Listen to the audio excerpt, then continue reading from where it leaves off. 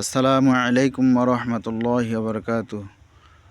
সম্মানিত দ্বীনি মুসলমান ভাই ও বোনেরা, মহান আল্লাহ তাআলা আমাদেরকে রজব মাসে উপনীত করেছেন। রজব এবং শাবান এই 2 মাস রমজানের প্রস্তুতিমূলক কার্যকলাপ করার জন্য রাসূলুল্লাহ সাল্লাল্লাহু আলাইহি ওয়াসাল্লাম আমাদেরকে অনেক উৎসাহিত করেছেন। যেমন রাসূলুল্লাহ সাল্লাল্লাহু আলাইহি ওয়াসাল্লাম তিনার হাদিসের মধ্যে বলেন যে আল্লাহ তাআলার নিকটে এই রজব এবং শাবান মাসে বেশি বেশি করে দোয়া করতে হবে। সেই দোয়া হলো, আল্লাহুম্মা বারিক লানা ফি রজাবা ওয়া শাবান ওয়া বাল্লিগনা রমাদান। হে আল্লাহ, আমাদেরকে রজব এবং শাবান মাসে বেশি বেশি করে নেক আমল করার তৌফিক দান করুন, বরকত দান করুন এবং রমজান মাস পর্যন্ত আমাদেরকে পৌঁছে দেন। এই জন্যেই মহান আল্লাহ তাআলা এই রজব এবং শাবান মাসে যেন আল্লাহ তাআলার নিকটে বেশি বেশি আমল করা এবং দোয়া করার তৌফিক দান করেন।